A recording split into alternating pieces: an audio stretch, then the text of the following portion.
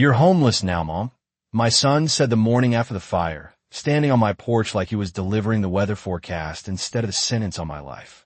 The smoke had already faded from the sky by then, but the smell still clung to everything. My clothes, my hair, even the wooden railing my husband had built with his own hands 35 years earlier. I stood there quietly, looking past him toward the blackened stretch of land where my farm used to be. For 40 years, that place had been my world. 80 acres of rolling Montana pasture, a red barn that leaned just slightly to the east, and a farmhouse where every window held a memory. Now it was just ash and silence. My daughter-in-law, Ashley, crossed her arms beside him and glanced over my shoulder at the ruins like she was inspecting a broken appliance. "It's not safe here anymore," she said. "You can't stay. There's nothing left. Nothing left." I nodded slowly, as if I were agreeing with her, but the truth was I was still counting the things that hadn't burned. The fence line my husband repaired every spring, the apple tree we planted the year our son was born, the gravel path where I used to walk before sunrise with a cup of coffee in my hand. I wasn't thinking about loss yet. I was thinking about how quiet the land had become. Daniel shifted his weight and cleared his throat. "You should come stay with us for a while," he said. The words sounded generous, but his eyes never met mine.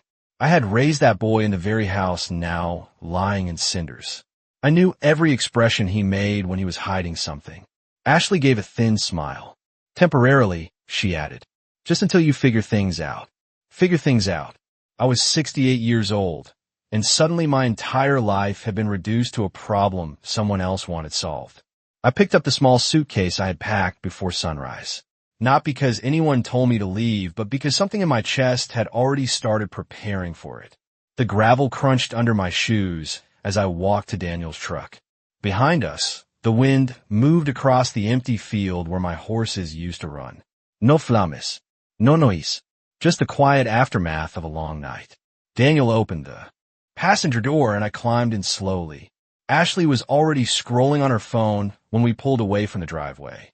Neither of them spoke during the first 10 miles. Out the window, the mountains rose blue against the morning sky, calm and unchanged, like the world had decided my little tragedy didn't matter much. And maybe it didn't. Farms fail. Storms come. Fires happen. That's what people say when they think a story is over. But as the road curved toward town, I reached into my purse and felt the edge of an old photograph I had carried for years without thinking about it. A small boy stood beside me in that picture, smiling with a gap between his front teeth. I used to babysit him when his parents traveled for work. I hadn't spoken to him in decades, but I remembered something about that boy very clearly. Even at 8 years old, he used to promise me that one day he would change the world. And as Daniel drove me farther away from the ashes of my farm, a strange thought settled quietly into my mind for the first time that morning. Maybe losing everything wasn't the end of my story.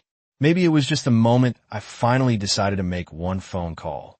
Daniel lived about 20 miles from what used to be my farm, in a quiet subdivision outside Billings where every lawn was trimmed the same height and every mailbox looked exactly alike.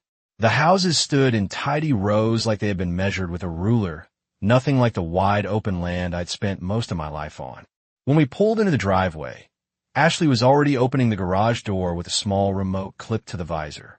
The door lifted slowly, revealing a spotless concrete floor and shelves lined with plastic storage bins that were all labeled in careful handwriting. Everything about the place looked organized, controlled, predictable. It felt like stepping into someone else's life. Daniel carried my suitcase inside without saying much. He placed it near the bottom of the stairs and rubbed the back of his neck like he always did when he was uncomfortable. Ashley walked ahead of us and pointed down a narrow hallway.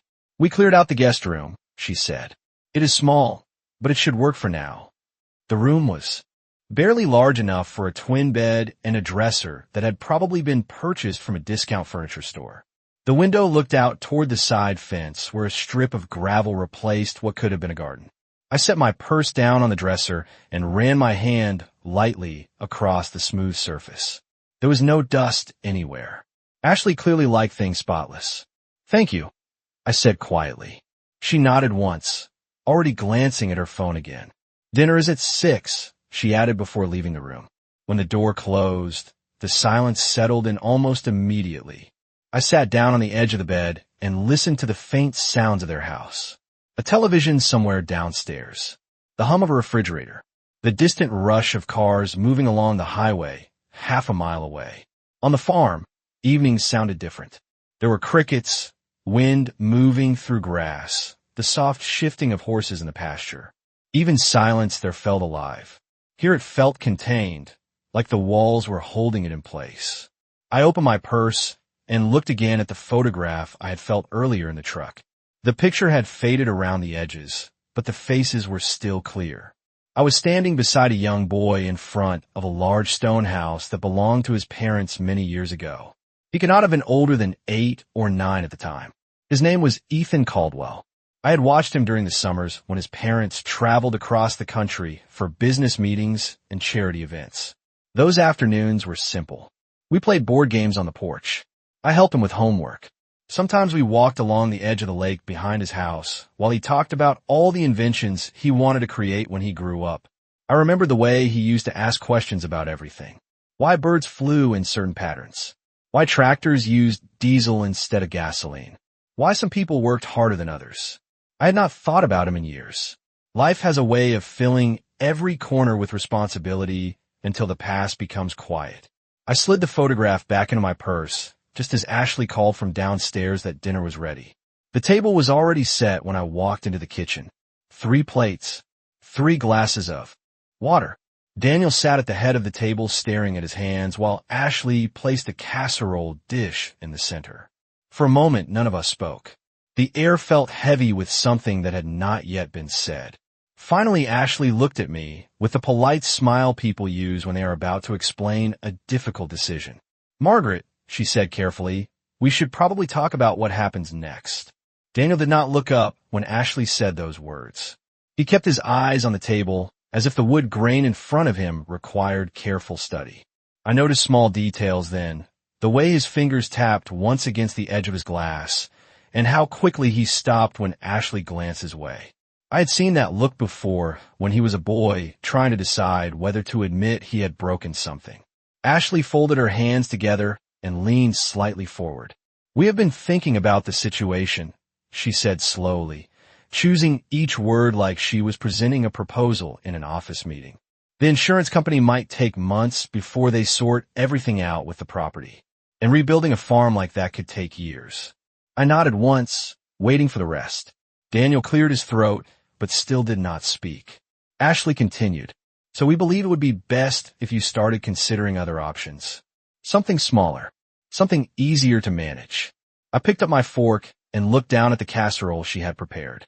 It smelled like chicken and rice, the kind of meal people cook when they want dinner to feel normal, even when nothing else is. "What kind of options?" I asked quietly. Ashley tilted her head slightly, as if she had expected the question. "There are several retirement communities around Billings," she said. "Very nice places. Organized activities. Maintenance handled for you. It would remove a lot of stress." The word retirement community hung in the air between us like a polite way of saying something far colder. Daniel finally spoke, though his voice sounded uncertain. "Mom, the farm was a lot of work even before everything happened. Maybe it is time to think about something simpler." I studied his face for a moment. When he was 5 years old, he used to run barefoot through the pasture chasing the barn cats while I called. After him to watch for thistles. When he was 12, he learned how to drive the old tractor and insisted on mowing half the field by himself. Now, he looked like a stranger trying to explain my own life to me. "I see," I said. Ashley relaxed slightly, as if my calm response confirmed that the conversation was going exactly as she had planned. She reached for her water glass and took a small sip before speaking again. "Of course you can stay here for a little while you figure things out," she added. "But we do have limited space. And Daniel travels for work often. It might be easier for everyone if there's a long-term plan. Easier for everyone." I nodded again and placed my fork down carefully beside my plate. Outside the kitchen window, the sky had begun to fade into the soft gold color that appears just before sunset in Montana. For a brief moment, I imagined the way that same light used to stretch across the fields behind my farmhouse, touching the tops of the fence posts and the tall grass beyond them. That land had never asked me to justify my place there. It had simply existed beside me for decades. Daniel shifted in his chair. "Mom," he said quietly, "we just want what is best." I looked at both of them then, really looked. Ashley sitting perfectly straight with her careful smile. Daniel avoiding my eyes again. Something about the moment felt strangely clear. People sometimes reveal their true thoughts not with anger, but with polite suggestions. I lifted my glass of water and took a slow sip.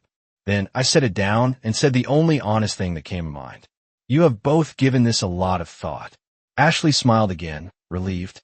But inside my purse, the edge of that old photograph pressed softly against the fabric, as if reminding me that the future might still hold more possibilities than the three of us sitting at that table could imagine. I slept lightly that night in the small guest room, the unfamiliar silence pressing against the walls in a way that made every sound feel sharper. Around 3 a.m, I woke to the faint ticking of the hallway clock, and for a moment I did not remember where I was. My mind reached instinctively for the rhythm of the farm. I expected to hear wind brushing across the pasture or the low shifting of horses in the barn. Instead, there was only the steady hum of the air conditioner somewhere in the house. I lay there for several minutes, staring at the pale outline of the ceiling, letting the memory of my old home settle slowly back into place. Eventually, I sat up and swung my feet to the floor. The carpet was soft and new under my heels, nothing like the worn wooden boards of the farmhouse bedroom I had slept in for more than 30 years. I walked quietly down the hallway and into the kitchen. The digital clock on the microwave read 3:17 a.m. in bright green numbers.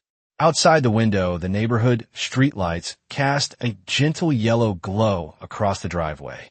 Everything looked still and perfectly arranged, as if the world here never expected anything unpredictable to happen. I poured myself a glass of water and sat at the small breakfast table. For a long moment, I simply listened to the quiet. When people lose a place they have loved for decades, the memories do not disappear all at once. They return in fragments. I could suddenly see my husband Thomas standing in the barn doorway on a cool autumn morning, his old work hat pushed back on his head as he watched the horses wander toward the fence line.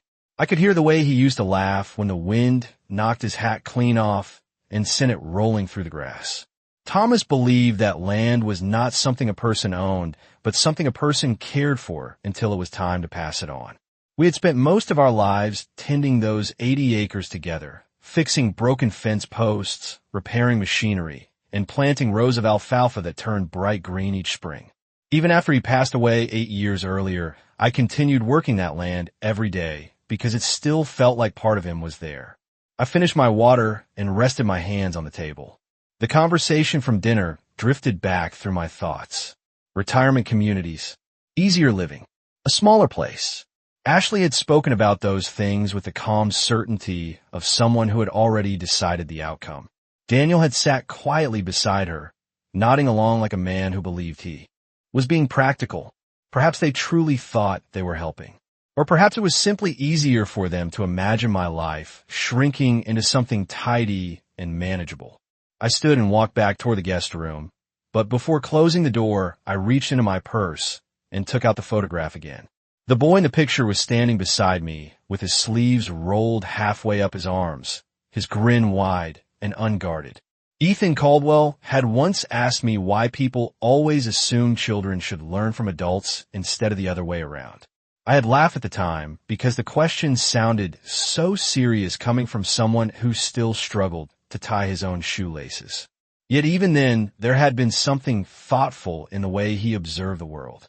I studied the photograph in the dim light for another moment. Life has a strange way of circling back to moments that once seemed small. I slipped the picture carefully back into my purse and sat down on the edge of the bed. Outside the window, the first faint gray hint of dawn was beginning to stretch across the horizon. Somewhere in the distance, a car passed along the highway, its tires whispering against the pavement. I watched the light grow slowly brighter and realized that the morning would arrive whether I felt ready for it or not. And for the first time since the fire, a quiet thought began to settle in my mind that perhaps my future had not been reduced to a small room and a polite conversation about retirement communities. Perhaps the next step was simply deciding who I would call once the sun came up. I woke just after sunrise to the quiet sound of someone moving around the kitchen downstairs. The smell of coffee drifted slowly through the hallway, warm and familiar in a way that made the house feel almost welcoming for a moment. I washed my face, straightened my sweater, and walked toward the kitchen. Daniel was already sitting at the table with a mug in his hands, staring out the window at the small backyard. Ashley stood at the counter, scrolling through her phone, while the coffee machine hummed softly behind her. Neither of them noticed me at first.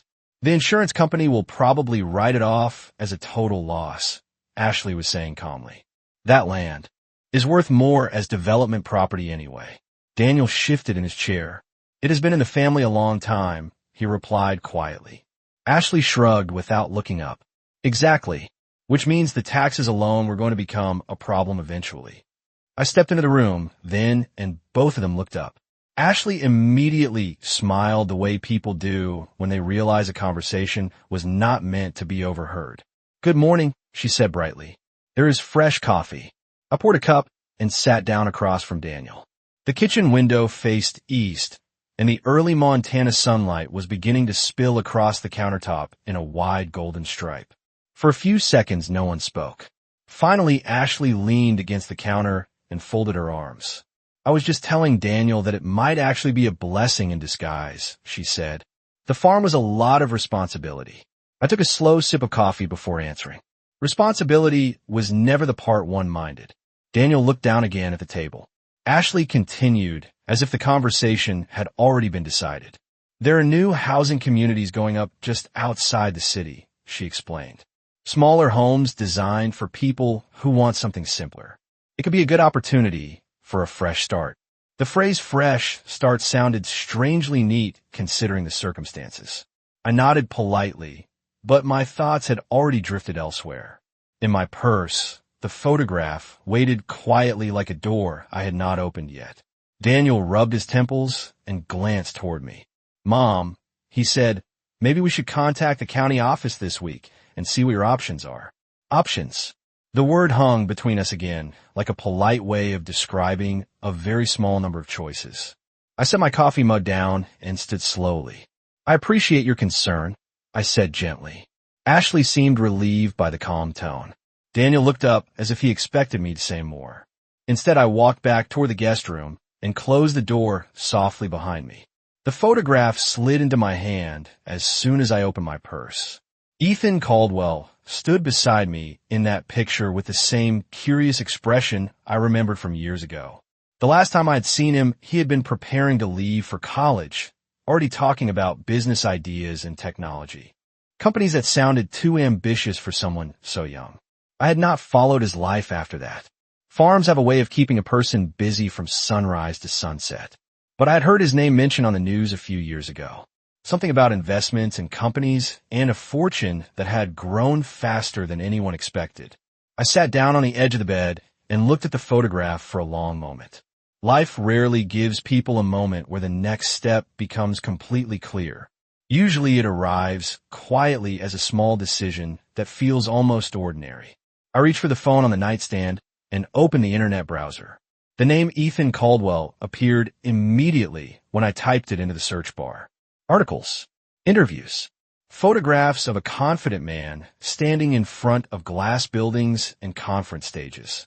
For a moment, I studied the screen, remembering the boy who used to ask endless questions about tractors and weather patterns. Then I picked up the phone again and began searching for the one thing that mattered now. A number. Somewhere in the city skyline of that other life. The boy I once babysat had grown into a man who might still remember the quiet summers we spent by the lake. And as the morning sunlight filled the small room around me, I realized I had nothing left to lose by finding out whether he did. I sat on the edge of the bed for a long time, staring at the phone in my hand while the morning light slowly filled the small guest room. Outside the window, the neighborhood was beginning to wake up. A car door closed somewhere down the street. A dog barked once and then again. Ordinary sounds of a place where people were starting another normal day. For me, the day felt different, like the quiet moment before a storm changes direction. On the screen in front of me, the name Ethan Caldwell appeared again and again across news articles and company pages. Photographs showed a tall man in dark suits standing beside glass towers in cities I had never visited. Some headlines talked about technology investments. Others mentioned renewable energy companies and charitable foundations. It was difficult to connect those images with the curious boy who once sat at a wooden table asking me why tractors used diesel engines instead of gasoline. Yet the eyes were the same, calm, focused, always studying the world as if he expected to understand it one day. I set the phone down and folded my hands together. The last time I had spoken to Ethan, he had been leaving for college. His parents were standing near the front gate of their house while he loaded a suitcase into the back of a car. Before he climbed in, he had walked over to the porch where I stood and thanked me for all the summers the first spent watching him. He said something then that I remembered very clearly. He said that one day, if I ever needed anything, I should call him. At the time, it sounded like the kind of promise young people make when they are excited about the future. Life usually carries people far away from those promises. Years pass. Paths change. People forget. I picked up the phone again and studied the contact page for his company headquarters. A large office tower in Chicago. Several listed phone numbers. A corporate email address. The kind of information that connects ordinary people to assistants and reception desks, but rarely to the person they're trying to reach. I hesitated for a moment with my finger resting above the screen. Pride can be a stubborn companion after a lifetime of independence. For decades, I had solved my own problems without asking anyone for help. When a tractor broke down, I fixed it. When storms damaged the fence line, I repaired it before sunrise the next morning. Even after Thomas passed away, I continued managing the farm alone because it felt like the only honest way to honor the life we built together. But that land was gone now, and sitting quietly in my son's guest room pretending everything would somehow work itself out felt less like dignity and more like surrender. I inhaled slowly and pressed the first phone number on the list. The line rang twice before a calm, professional voice answered. Caldwell Global Offices, the woman said. How may I direct your call? For a moment, I almost ended the call.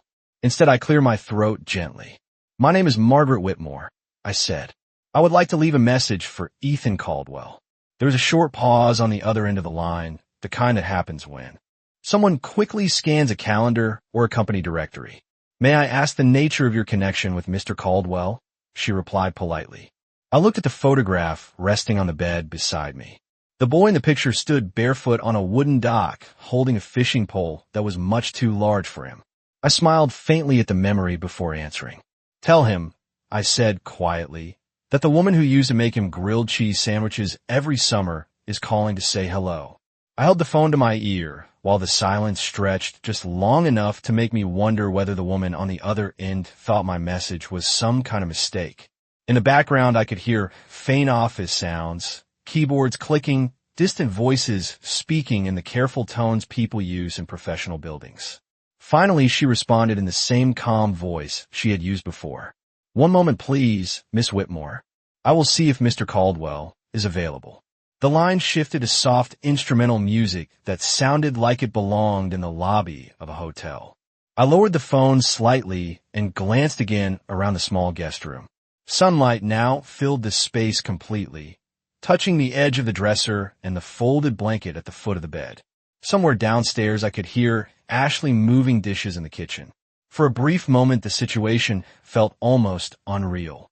A woman who had spent her entire life working 80 acres of Montana farmland was now sitting quietly on a narrow bed, waiting to see whether one of the wealthiest businessmen in the country might remember her. I let out a slow breath and rested the phone against my ear again. The music continued for nearly a full minute before it stopped suddenly. Then another voice came through the receiver, deeper and older, but carrying a tone I recognized immediately. Margaret, he said. The single word landed so clearly that I felt my shoulders straighten without thinking. I smiled before answering. Hello, Ethan.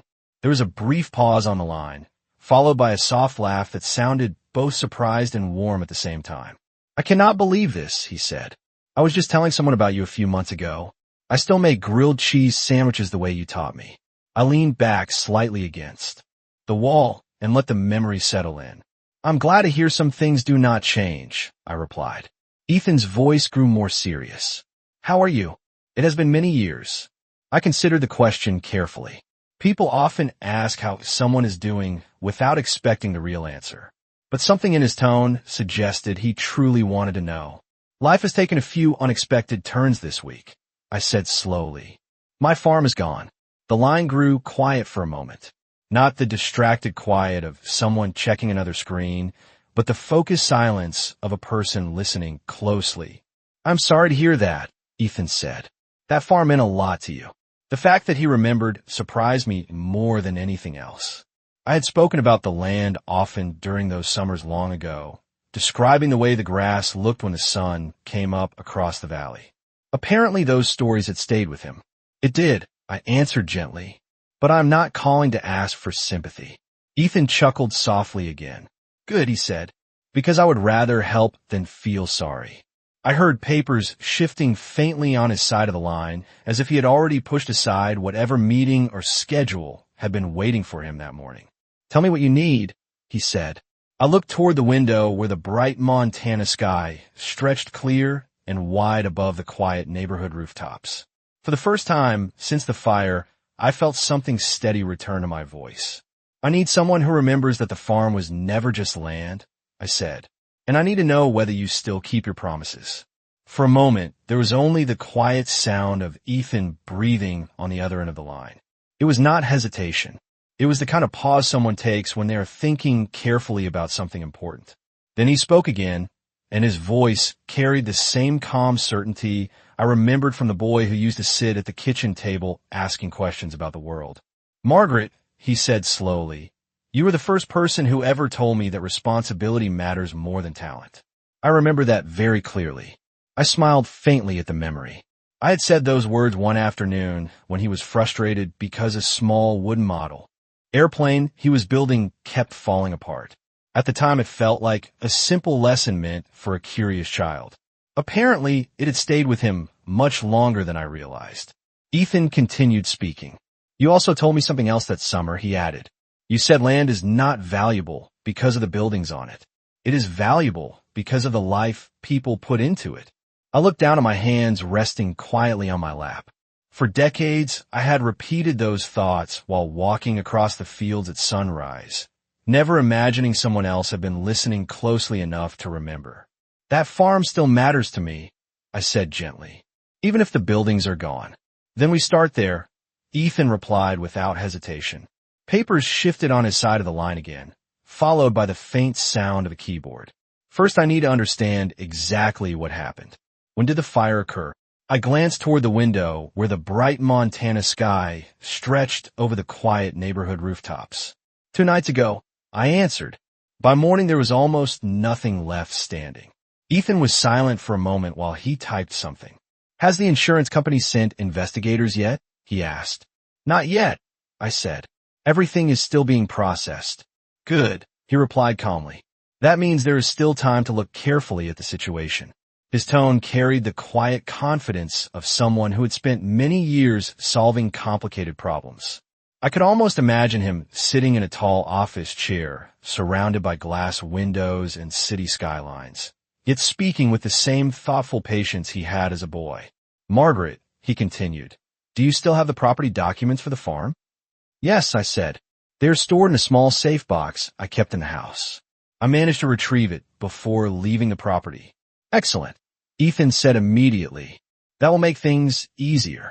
I heard him speaking briefly to someone in the background, giving instructions in a low voice that carried a tone of quiet authority. After a few seconds, he returned to the call. I'm sending someone to Montana today, he explained. A legal advisor for my company. Her name is Laura Mitchell. She will review the property situation and speak with the county officials if necessary. I sat very still as his words settled around me. The speed of his response felt almost unreal compared to the slow, uncertain conversations I had been having inside Daniel's house. Ethan, I said softly, that sounds like a lot of trouble. He laughed gently. Margaret, When I was 10 years old, you once drove 20 miles during a snowstorm because I forgot my science project at your house. I think I can manage a flight to Montana. I felt the corner of my mouth lift into a small smile. Some debts are not measured in money or time. They exist quietly for years until life finally gives someone the chance to repay them. Laura should arrive by this evening. Ethan continued. Until then, I want you to do one simple thing. What is that? I asked. Do not let anyone convince you that your story has already ended, he said calmly. Because from where I am sitting, Margaret, it sounds like it is only beginning. I ended the call slowly and held the phone in my hands for a moment while the quiet of the room returned. Outside the window, the morning had grown brighter, and the neat little street beyond the fence looked exactly the same as it had an hour earlier. But something inside me had shifted. The world felt wider again. I placed the photograph back into my purse and stood up from the bed. While I walked downstairs, Daniel and Ashley were still in the kitchen. Ashley was wiping the counter with a cloth while Daniel stared into another cup of coffee, like he was trying to read something in the dark surface of it. They both looked up when I entered the room. I made a call this morning, I said calmly as I walked to the sink and rinsed my empty mug. Ashley paused for a moment. To the insurance company? She asked. No, it'll be to an old friend. Daniel frowned slightly. What kind of friend? I dried the mug and placed it carefully back on the counter before answering. Someone who used to spend his summers asking me questions about how tractors worked. Ashley blinked once, clearly unsure how to respond to that. Daniel leaned back in his chair. And what does that have to do with the farm? He asked. I folded my hands together and looked out through the kitchen window for a moment before answering. He is sending someone here today to look at the property situation. Ashley straightened almost immediately. Sending someone? She repeated. Who exactly is this person? A legal advisor, I said simply. The room grew quiet again. Daniel shifted uncomfortably in his seat, while Ashley's expression tightened just slightly, the way it does when someone realizes a conversation is no longer moving in the direction they expected. Mom, Daniel said carefully, I do not think you need lawyers involved right now. The insurance company will handle everything. I turned to face him fully. Perhaps, I said gently, but it never hurts to understand all the details. Ashley crossed her arms. And this friend of yours just decided to help like that?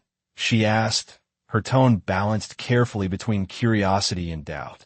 I nodded once. Yes. She studied my face for a moment, searching for something she could challenge. What is his name? She asked finally.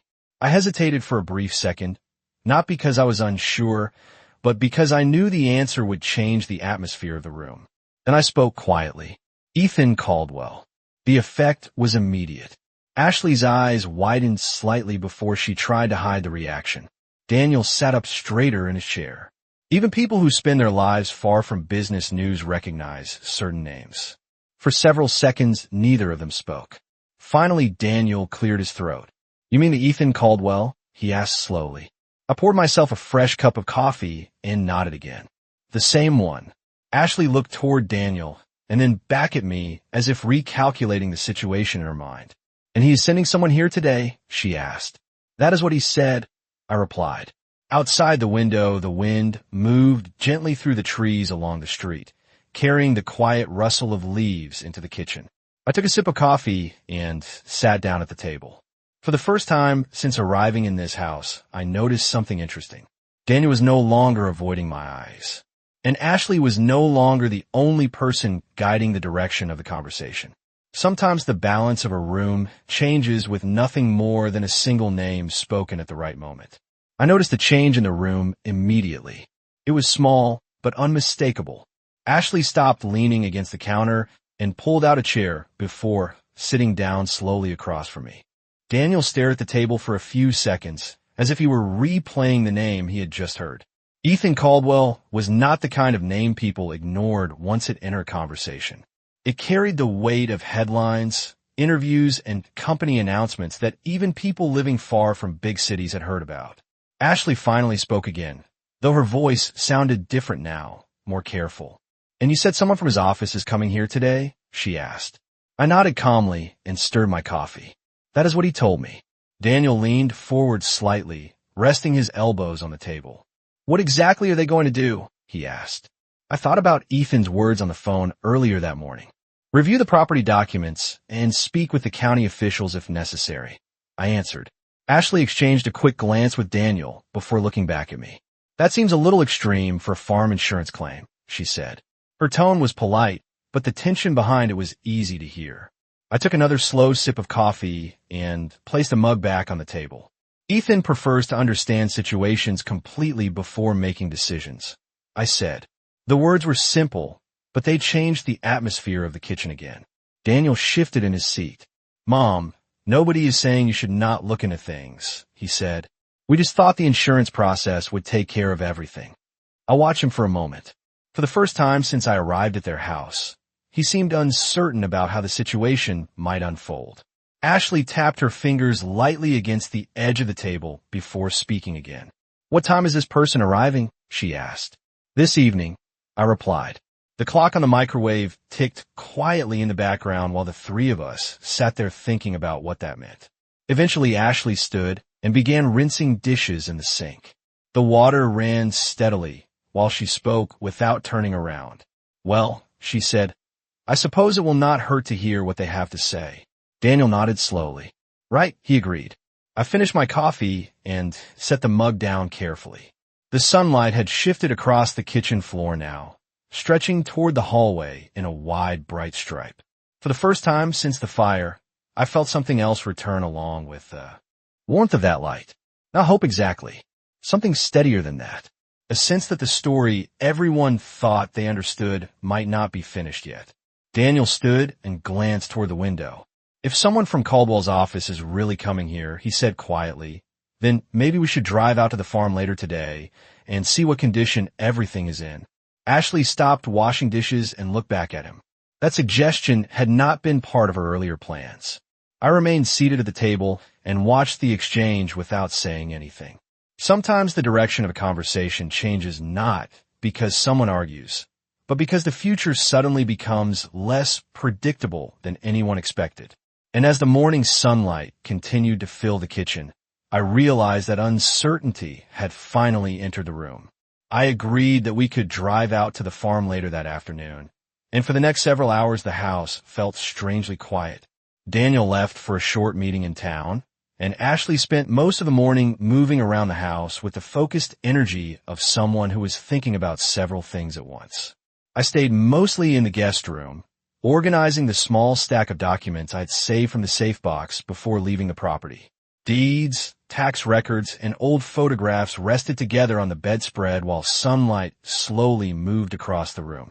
By mid-afternoon, Daniel returned and suggested we leave before the evening traffic began.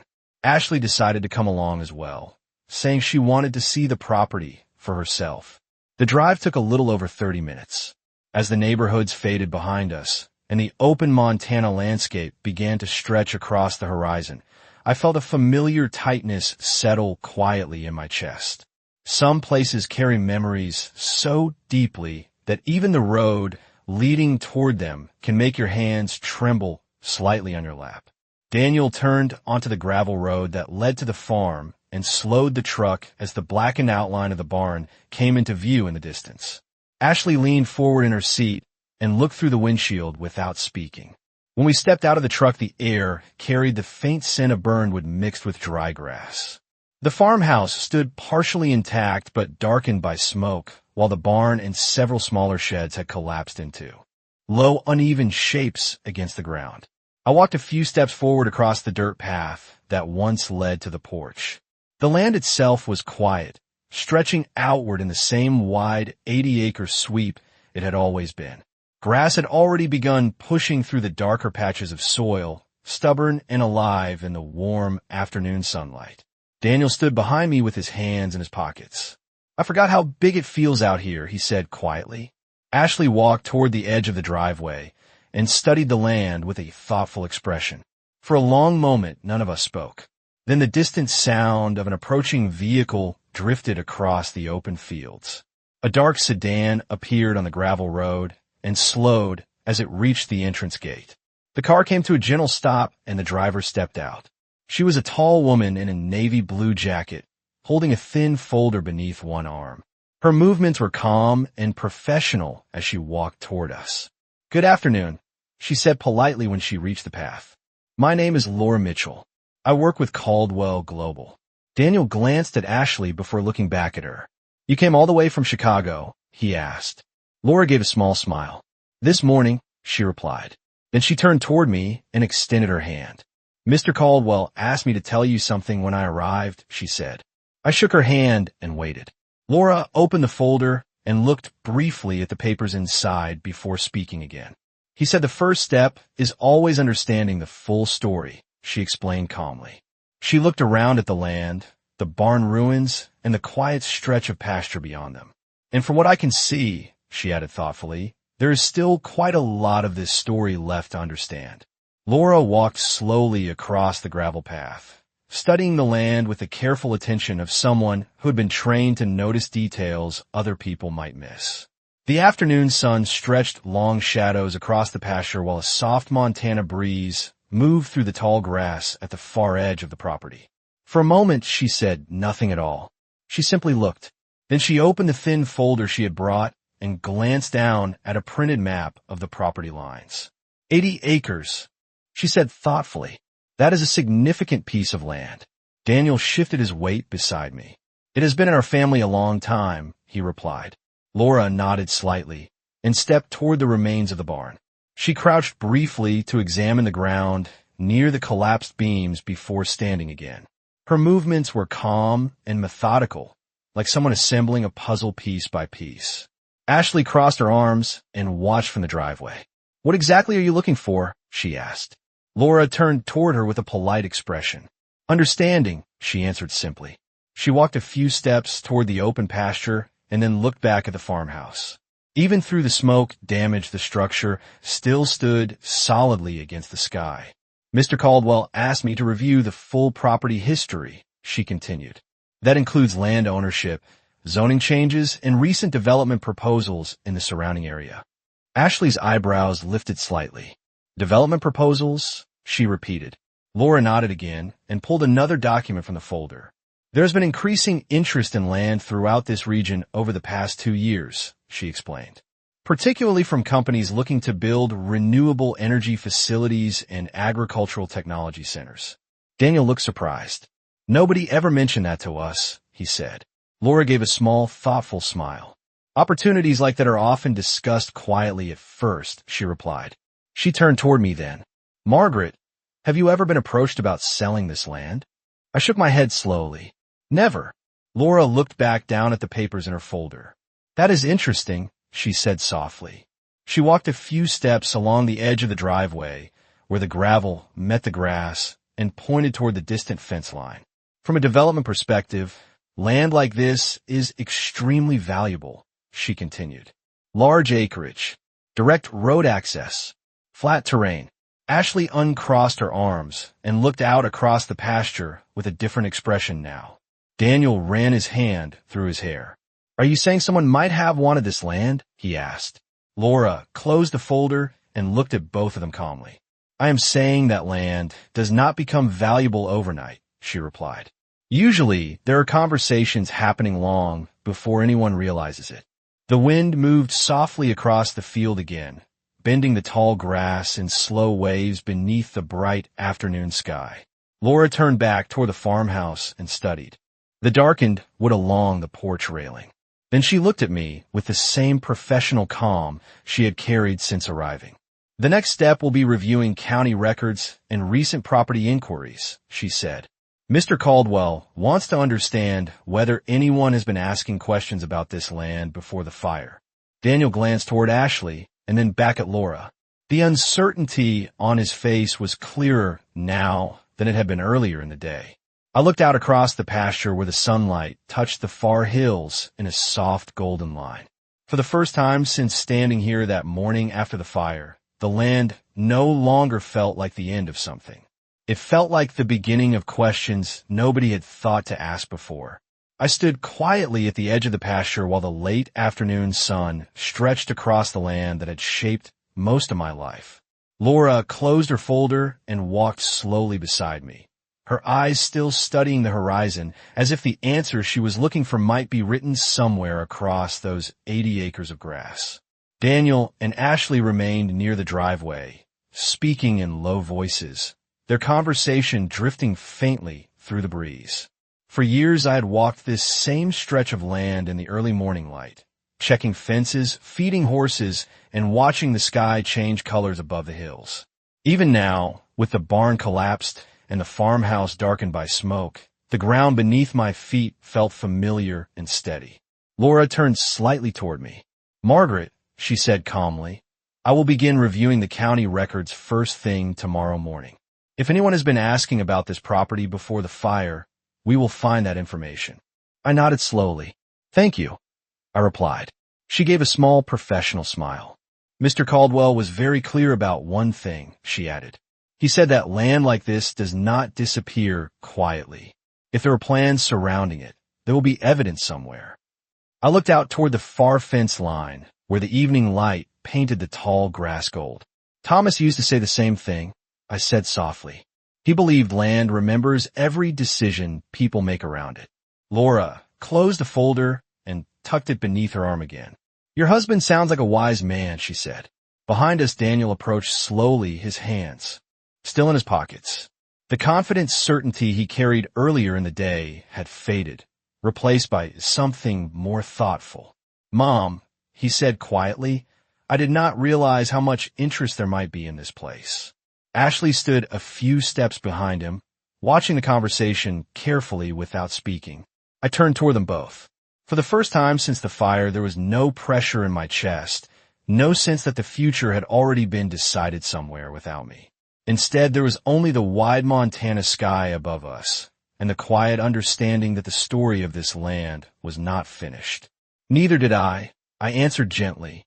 The wind moved again across the pasture, carrying the dry rustle of grass and the distant sound of birds settling along the fence post for the evening. Laura glanced toward the road, where her car waited beside the gate. "I will return tomorrow after reviewing the records," she said. "There may be more questions then." Daniel nodded slowly, while Ashley gave a small, polite smile. Laura walked back toward the sedan, her footsteps soft against the gravel. I remained where I was, looking out across the land as the sun lowered behind the hills. For a moment I imagined Thomas standing beside me again, with his worn hat tilted back and his steady voice explaining how the seasons always bring change whether people are ready for it or not. Life had taken nearly everything from this place in a single night, yet the ground beneath my feet still felt strong and patient. And as the sky slowly shifted into the deep colors of evening, I realized something that had been quietly growing inside me since the morning I made that phone call. My family had looked at the ashes and decided my life here was over. But sometimes the end of one chapter is simply the moment when the real story finally begins.